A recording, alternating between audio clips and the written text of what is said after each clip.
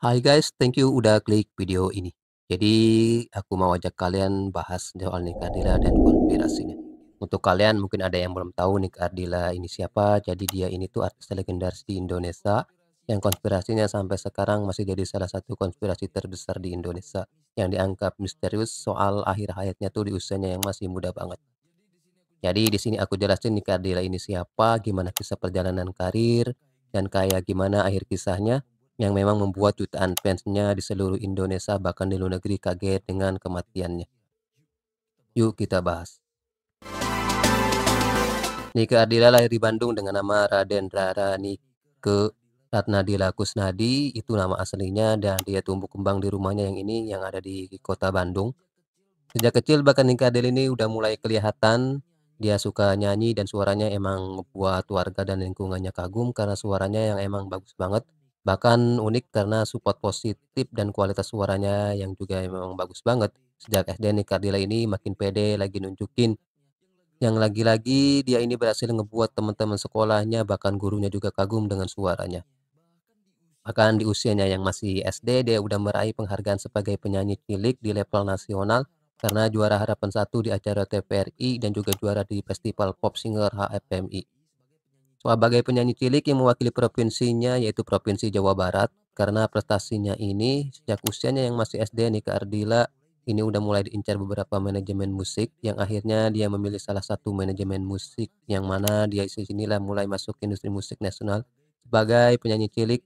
Sejak ini juga yang awalnya Nike Ardila ini masih menggunakan nama aslinya untuk nama panggungnya yaitu Nike Ardila.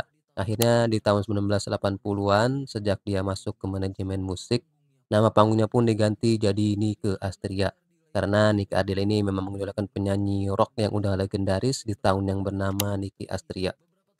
Beberapa tahun kemudian, tepatnya di tahun 1986, saat Nike Ardila ini yang masih berusia 11 tahun, dia pun akhirnya merilis album pertamanya yang berjudul Lupa Diri. Nah, tapi saat itu album dan lagunya itu masih nggak begitu populer, tapi 3 tahun kemudian, di usianya yang udah 14 tahun, Nike Ardila ini dikenalin sama satu penyanyi dengan nama besar di Indonesia yaitu Dedi Dores, yang juga suka dengan kagum dengan suaranya Nike Ardila ini.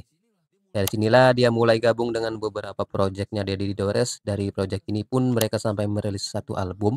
Albumnya pun seketika boom. Nama Nuki Ardila pun mulai banyak dikenali di seluruh Indonesia saat itu. Karena suaranya yang emang bagus banget dan banyak yang suka dengan suaranya. Karena sukses dengan album sebelumnya, Nick Ardila dan Deddy Dores pun rilis album yang kedua. Lagi-lagi untuk yang kedua kalinya, yang kali ini albumnya pun meledak. Bahkan sampai 4 kali lipat dibandingkan yang sebelumnya. Sampai mereka pun kebingungan, ternyata banyak banget yang suka dengan Nike Ardila. Ini bahkan sejak Nike Ardila ini sampai dianggap sebagai diva rock papan atas yang paling difavoritkan di seluruh Indonesia. Karena namanya yang udah meluap kemana-mana, Nike Ardila pun mulai dilirik manajemen film, yang akhirnya dari sini Nike Ardila pun mulai membintangi film pertamanya yang berjudul Si Kabayan, yang rilis pada tahun 1989. Berkat Nike Ardila yang membintangi film itu, rating film itu pun langsung melejit naik secara drastis yang ngebuat film Si Kabayan sampai jadi salah satu film yang difavoritkan di Indonesia saat itu. Karena karirnya yang juga sukses di dunia perfilman, 5 tahun kemudian dia pun mulai dilirik lagi untuk jadi pemeran penting di sinetron yang berjudul None yang tayang pada tahun 1994. Dan setelah itu di waktu yang bersamaan, banyak sinetron lain juga yang menginginkan dia yang sebagai bintang sinetronnya. Yang akhirnya dia pun jadi bintang di beberapa sinetron sekaligus. Bukan cuman itu, dia pun sampai jadi model papan atas, sampai jadi model di beberapa majalah ternama masa itu, sampai di usianya yang udah 18 tahun. Dengan prestasinya yang luar biasa banget, dia sampai dikenal juga di luar negeri, terutama di Malaysia dan Brunei Darussalam. Karena lagu dengan filmnya yang banyak diminati di sana. Nah, jadi di sana juga yang banyak fansnya dia bukan cuma di Indonesia. Untuk itu semua, pastinya jadwalnya pun makin padat dan sibuk yang mengharuskan dia setiap hari harus pulang pergi Jakarta Bandung karena itu sejak tahun 1994 Nike Ardila pindah dan ngontrak ke Jakarta tepatnya di wilayah Fatmawati, Jakarta Selatan. Jadi itulah latar belakang soal gimana pertumbuhan karirnya sampai dia itu benar-benar sukses jadi penyanyi, bukan cuma penyanyi ya, tapi jadi artis papan atas yang multitalenta.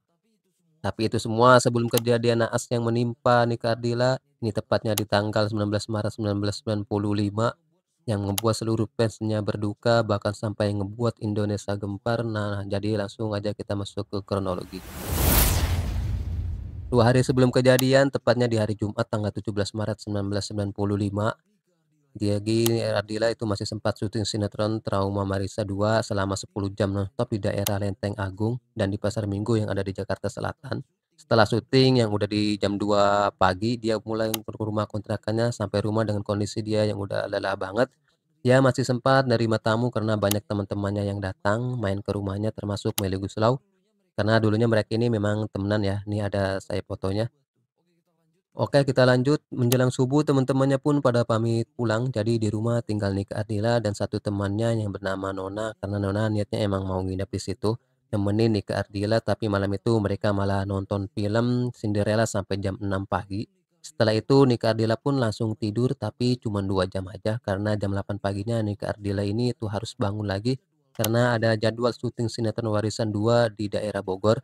Jadi rencananya dia berangkat ke Bogor menggunakan mobil pribadinya jenis Honda Civic Genio, berdua sama manajernya yang bernama Sofiatun. Oh ya, Sofiatun ini cewek ya, bukan cowok. Oke, kita lanjut. Tapi karena keadaan Nikah Dila yang kurang fit, karena cuma tidur 2 jam, jadi dia nggak berani nyetir, jadi dia minjem dan ngebayar supir tetangganya yang bernama Pak Alim untuk nyetirin mobilnya ke Bogor. Saat itu juga, jadi di hari itu yang udah lewat di jam 8 pagi, mereka pun berangkat yang disupirin Pak Alim tadi. Jam 10 pagi akhirnya mereka pun nyampe di Bogor. Nah, karena udah telat banget nih ke yang terburu-buru langsung minta maaf ke semua rekan kerjanya yang udah nunggu dia di sana. Nah, di situ dia pun itu langsung syuting sampai selesai, sampai jam 8 malam. Begitu selesai mereka pun langsung berangkat lagi ke Bandung ke rumah orang tuanya Nik Ardila ini.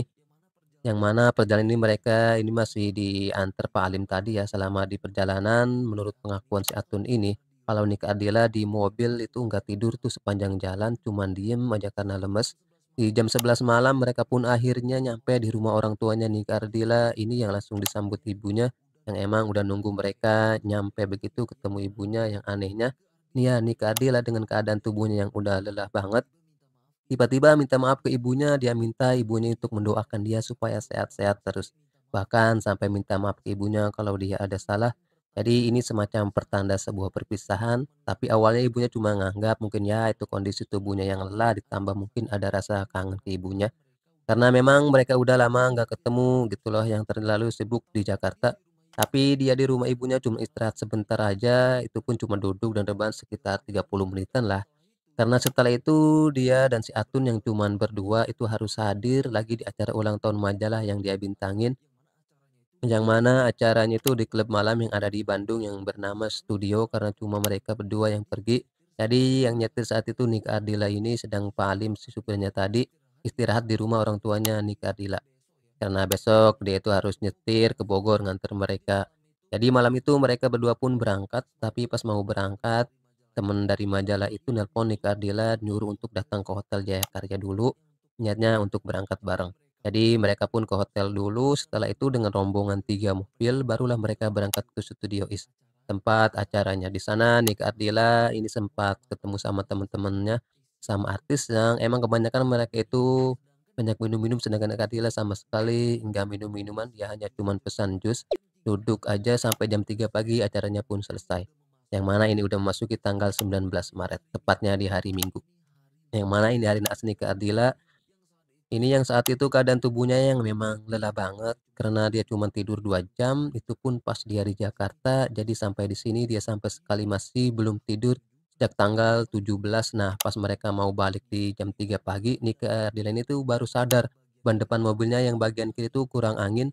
Karena ini teman-teman yang cowoknya pun itu bantuin ngegantiin ban mobilnya Nike Ardila. Ini dengan ban serep, tapi setelah terpasang ternyata ban serepnya itu sedikit lebih kecil dibandingkan ketiga ban lainnya. Awalnya mereka mikirnya ya nggak masalah, yang penting hati-hati aja, yang penting nyampe rumah dulu. Besok rencananya baru mau dibawa ke bengkel. Jadinya di jam 5 pagi setelah selesai ganti ban, mereka pun pulang di ke yang keadaan tubuhnya itu emang lelah banget. Jadi suruh nyetir sendiri, mereka juga sempat ngantar temannya ke hotel tadi. Setelah itu barulah Nike dan Atun ini jalan pulang ke rumah orang tuanya. Tapi di jalan pulang saat mereka memasuki jalan RRT Mata Dinata, Bandung dengan kecepatan mobilnya sekitar 60 sampai 80 km per jam. Mobilnya pun mengalami kecelakaan tunggal yang cukup parah sampai ngebuat mobilnya hancur, terpental menghantam pohon dan beton pinggir jalan. Jalanan yang sebelumnya sepi langsung mendadak ramai, banyak orang yang langsung berdatangan, berusaha nolongin Nike Ardila. Dan si Atun pun itu langsung dilarikan ke Rumah Sakit Hasan Sadikin Bandung. Sampai di rumah sakit, benernya ya si Atun ini selamat, tapi sayangnya Nike Ardila itu nggak selamat, yang ternyata udah meninggal di tempat kejadian. Saat kabar ini sampai keluarganya, semuanya itu benar-benar kaget, terutama ibunya sampai pingsan. Saking kagetnya ngeliat anaknya kayak gitu, yang padahal baru aja semalam nikah dia minta maaf ke ibunya. Dan berita ini pun jadi heboh banget di seluruh Indonesia. Semua fansnya nggak nyangka Nike Ardila tutup usia di usianya yang masih muda banget secara mendadak. Ditambah juga dia yang sedang di aja puncak-puncak karirnya, yang membuat di hari itu, di hari kejadian rumah sakitnya pun sampai ramai dikerumunin para fansnya yang nggak nyangka dan kejadian yang dialami Nike Ardila ini. Di sisi lain, polisi pun mulai menyelidiki soal kronologi dan penyebab kecelakaan karena saat itu banyak yang menduga Nike Ardila ini tuh ngalamin kecelakaan karena nyetir dalam keadaan mabuk, karena kejadian ini setelah Nike Ardila pulang dari klub malam yang emang identik dengan minum-minuman, tapi saat tubuhnya diotopsi, ternyata sama sekali nggak ada kadar alkohol dan obat-obat apapun. Menurut pengakuan teman-temannya pun, dia hadir di klub malam itu bukan untuk minum minuman, tapi hanya untuk merayakan ulang tahun majalah yang dia bintangi. Tapi semuanya ngaku bahwa Nike yang cuman pesan jus jeruk saja. Terus setelah Atun pulih dan dianggap udah layak untuk diwawancara, akhirnya polisi pun mulai nanya ke dia, kayak gimana kronologi kejadiannya secara detail. Menurut kesaksian si Atun ini, yang manajernya sebelum terjadi kecelakaan, Nike sendiri yang nyetir emang sedang dalam keadaan capek dan keadaan tubuhnya yang enggak kuat. Tapi di saat maksa nyetir terus karena keadaan jalanan di RR Mata Dinata Bandung yang saat itu masih dominan kosong karena memang masih pagi banget, jadinya Nike ini melanjutkan mobilnya dengan kecepatan tinggi sekitar 60 sampai 80 kilometer per jam. Dalam keadaan dia ini yang nggak pakai sabuk pengaman, pas sedang jalan ada mobil merah di depan mereka yang jalan lambat, jadinya Nike ini mendahului mobil merah itu dengan ngambil sisi jalan sebelah kanan. Nah, disinilah mereka kaget, ternyata ada mobil truk dari arah berlawanan yang jaraknya udah deket, karena kaget Nike ini langsung banting setir ke samping untuk menghindari tabrakan. Nah, justru mobilnya jadi nggak stabil, nabrak pohon yang ada di pinggir jalan dan terpental. Sampai akhirnya mobilnya terhenti karena menghantam beton yang ada di pinggir jalan dengan cukup kuat. Jadi itulah pengakuan Atun ini. Nah, setelah diselidiki, polisi kesaksian Atun inilah yang dianggap sebagai kesaksian resmi, dan kesaksian ini dianggap kecelakaan tunggal yang terjadi karena Nike Ardila ini yang nyetir emang dalam keadaan tubuhnya yang kurang fit ditambah dalam keadaan ngantuk, jadi ya kurangnya konsentrasi dalam mengemudi. Ditambah nih Kadela ini saat nggak pakai sabuk pengaman yang ngebuat ya dia ngalami benturan kuat saat kejadian, sedangkan Atun yang saat itu pakai sabuk pengaman, makanya ya dia itu minim benturan yang ngebuat akhirnya dia selamat. Nah, jadi ini pelajaran juga nih untuk kita semua ya, betapa pentingnya sabuk pengaman. Apalagi ban depan bagian kiri mobilnya yang emang beda ukuran yang ngebuat mobilnya jadi sulit banget dikendalikan. Saat Nike Ardila ini banting setir ke samping ditambah kecepatan mobilnya juga yang emang terhitung kenceng banget untuk di jalanan yang bukan tol. Jadi menurut penyelidikan polisi saat itu, itulah penyebab kecelakaan yang dialami Nike Ardila. Ini setelah itu tubuhnya Nike Ardila pun dipulangkan ke rumahnya di Bandung dan dimakamkan di pemakaman keluarganya yang ada di sana. Saat proses pemakamannya terlebih dari 100.000 fansnya hadir itu di proses pemakamannya, yang juga ikut berduka atas kepergian Nike Ardila ini. Setelah kejadian ini ternyata banyak para fansnya di seluruh Indonesia yang nggak percaya dengan hasil penyelidikan polisi tadi, yang mana banyak para fansnya yang yakin kalau itu bukan hanya kecelakaan tapi ada yang ngatur. Itu semua demi menyingkirkan Nike Ardila. Karena emang ada satu masalah besar yang dianggap itulah penyebab dari ini semua. Yang diyakini para fansnya saat itu. Kalau pelakuannya itu Eno Sigit, emang siapa Bang Eno Sigit? Jadi Eno Sigit ini teman Nike Ardila di saat mereka masih menjadi penyanyi cilik, yang awalnya karir mereka sama, tapi setelah dewasa Nike Ardila ini justru makin populer dengan multitalentanya, sampai dia sukses juga sebagai pemain film dan pemain sinetron, bukan cuma sebagai penyanyi. Sedangkan Eno Sigit ini saat itu sebaliknya, namanya pun perlahan memudar sampai akhirnya menghilang di entertainment Indonesia saat itu.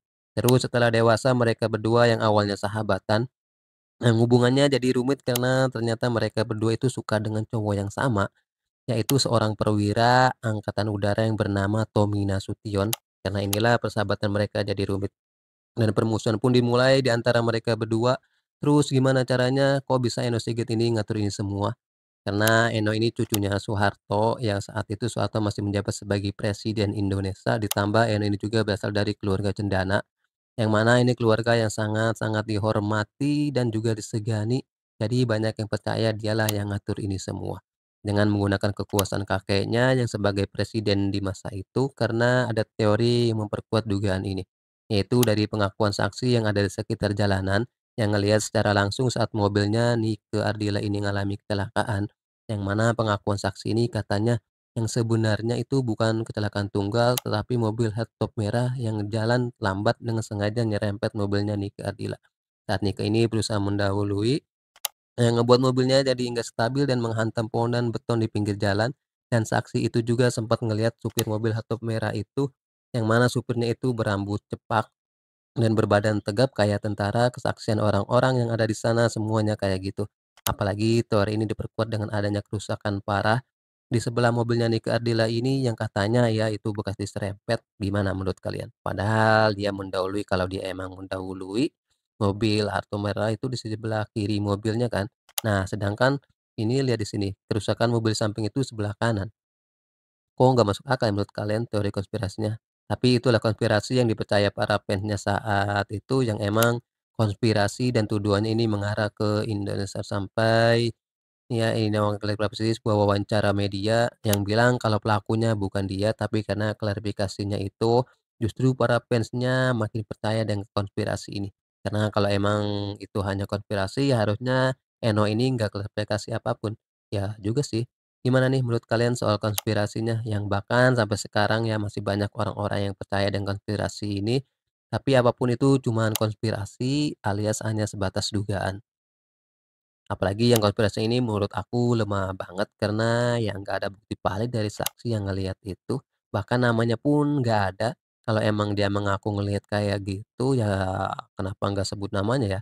Atau mungkin jangan-jangan dia karena takut kali dengan Eno Sigit juga, atau mungkin udah hilang karena dia mengakui itu. Tapi kalau menurut aku yang paling masuk akal nih ya, soal kan yang dialami Nike Ardilla ini ya karena Nike Ardilla yang nyetir emang dalam keadaan kelelahan banget, plus ngantuk sih, gimana pada jadwalnya di hari Jumat dia nggak tidur, cuman tidur 2 jam di pagi Sabtunya sampai terjadi kecelakaan di hari Minggu, dia belum tidur sama sekali. Kalau nggak tidur cuman rebahan aja ya nggak begitu capek ya, ini udah nggak tidur, jadwalnya pun full banget dari Jakarta, Bogor, sampai Bandung. Ditambah nih ya, salah satu ban mobilnya juga ya nggak seimbang. Lagian kayaknya sih kecil banget sih kemungkinan Soeharto yang ini tuh sebagai presiden Indonesia mau ngurusin masalah percintaan cucunya sampai segininya. Sampai menaruhkan citranya dan jabatan di hadapan masyarakat Indonesia. Terus aku juga menemu teori lain yang memperkuat konspirasi tadi, yang katanya ya kematian Nikade ini sempat dirasakan selama 3 hari dari keluarganya. Tapi menurut aku ya ini yang paling nggak masuk akal sih. Kenapa? Yang pertama, pernyataan itu atau teori itu sama sekali nggak ada sumbernya. Yang kedua, di hari pertama kematiannya itu sampai dikerumunin warga yang pengen ngelihat Nikadila. Almarhumah Nike Ardila meninggal dunia pukul 6:30 waktu Indonesia Barat pagi tadi akibat kecelakaan lalu lintas. Masa ya sih warga tahu sampai kerumunan rumah sakit, tapi keluarganya nggak tahu. Aneh nggak sih menurut kalian? Dan soal kepergian Nika Ardila ini juga sampai jadi cover majalah yang berbasis di Asia ya, karena popularitasnya Nika Ardila ini bukan cuma di Indonesia. Terus setelah kejadian tadi mobilnya Nika Ardila yang alami kecelakaan itu yang akhirnya dilelang, dan pemenangnya lelangnya itu bernama Lia Natalia yang merupakan fans beratnya Nika Ardila yang membeli mobil itu seharga 100 juta rupiah, yang mana di masa itu 1 juta itu angka yang sangat fantastis. Terus setahun kemudian di tahun 1996 rumahnya Nika Ardila yang ada di Bandung itu dijadikan museum Nika Ardila yang bertujuan untuk para fansnya untuk mengenang Nika Ardila. Di sana perlihatkan juga foto Nike Ardila yang otentik, barang-barang kesayangannya, dan juga pintu mobil kecelakaannya tadi itu masih dipamerkan. Bahkan sampai sekarang museum itu ternyata masih dibuka untuk umum bahkan digratiskan untuk siapapun yang mau berkunjung. Jadi kalau kalian mau berkunjung ke museumnya, ini nih alamatnya ya. Okelah, sampai sini pembahasan kita soal nikah adila. Semoga kisah ini bisa menginspirasi kita semua. Dan juga belajar dari pengalaman dan kisahnya juga gitu ya. Karena aku yakin ada banyak sih pembelajaran yang bisa kita petik dari kejadian ini.